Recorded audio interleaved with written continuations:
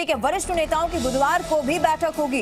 बैठक में बीजेपी के राष्ट्रीय उपाध्यक्ष ओम माथुर, राष्ट्रीय सह संगठन महामंत्री वी सतीश और साथ ही पूर्व मुख्यमंत्री वसुंधरा राजे, प्रदेश अध्यक्ष सतीश पूनिया, नेता प्रतिपक्ष गुलाब चंद कटारिया, उप नेता प्रतिपक्ष राजेंद्र राठौड़, प्रदेश संगठन महामंत्री चंद्रशेखर बैठक में मौजूद रहने वाले हैं। और इससे पहले आज पूनिया और कटारिया ने वसुंधरा राजे से बातचीत की। उन्होंने टेलीफोन पर राजे को घटनाक्रम की जानकारी दी। राजेंद्र राठौड़ ने कहा कि कल बैठक में वसुंधरा राजे शामिल होंगी। बड़ी खबर आपको बता रहे, देखिए ये माना जा रहा था कि भारतीय जनता पार्टी जो है वो ये पूरा खेल देख रही है और इससे पहले ओम माथुर का बयान सामने आया कि अगर मौका मिलेगा तो सरकार बनाएंगे। और अब ये माना जा रहा है कि हाई लेवल जो बैठक है उन बैठकों का दौर भारतीय जनता पार्टी की ओर से भी शुरू हो चुका है। आज भी बैठक होने वाली है और इस पूरे घटनाक्रम में जहां पर नजर नहीं आ रही थी पूर्व मुख्यमंत्री वसुंधरा राजे, अब वो भी भूमिका में नजर आ रही हैं और बैठक में आज शामिल होंगी। मंत्रणा की जाएगी और देखना होगा कि आगे क्या कुछ और पार्टी की ओर से कहा जाता है या फिर और कुछ सामने आता है। इससे पहले पूनिया और कटारिया ने वसुंधरा राजे से बातचीत की। उन्होंने टेलीफोन पर पूर्व मुख्यमंत्री वसुंधरा राजे को पूरे घटनाक्रम की जिस तरीके से सियासत यहां पर चल रही है उसकी जानकारी दी।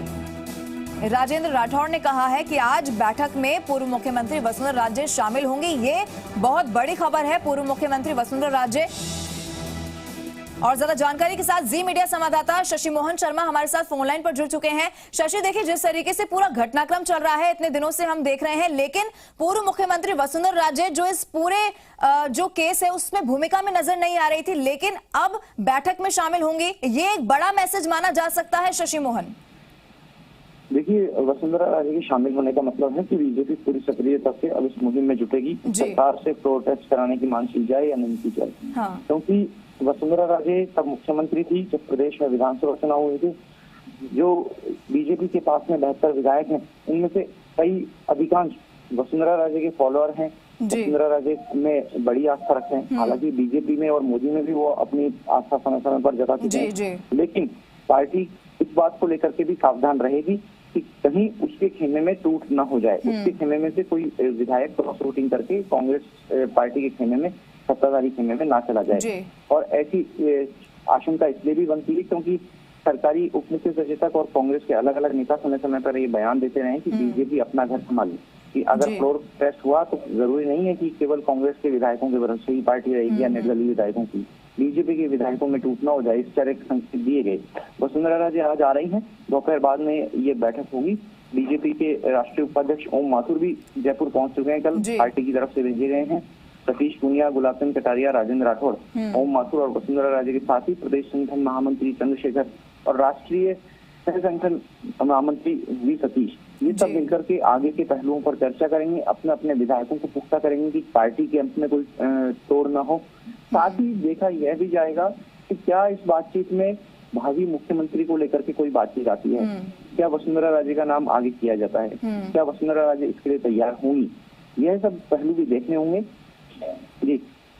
जी शशि, देखिए जिस तरीके से पूरा घटनाक्रम चल रहा है और ये माना जा रहा है कि जो पायलट खेमे के भी कुछ विधायक हैं वो अगर दूसरी पार्टी होती है उसमें जाने के लिए तैयार है, लेकिन भारतीय जनता पार्टी में जाने के लिए तैयार नहीं है, तो इसका कारण ये माना जाए कि वो आइडियोलॉजी जो है वो मैच नहीं करती, या फिर जो वो विधायक है उन्हें अपने भविष्य की चिंता है कि अगर वो भारतीय जनता पार्टी में आ जाते हैं तो क्या उन्हें टिकट मिलेगा, क्या उन्हें चुनाव लड़वाया जाएगा, क्या उन्हें मंत्री पद दिया जाएगा, ये कैसे क्लियर हो पाएगा शशि?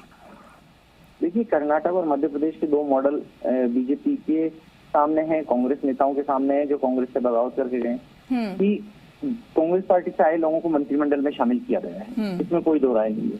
और कर्नाटक में टिकट भी दिए गए हैं कांग्रेस छोड़कर आए लोगों को, जनता दल छोड़कर के आए लोगों को। ऐसी सूरत में ये आशंका तो खत्म हो जाती है।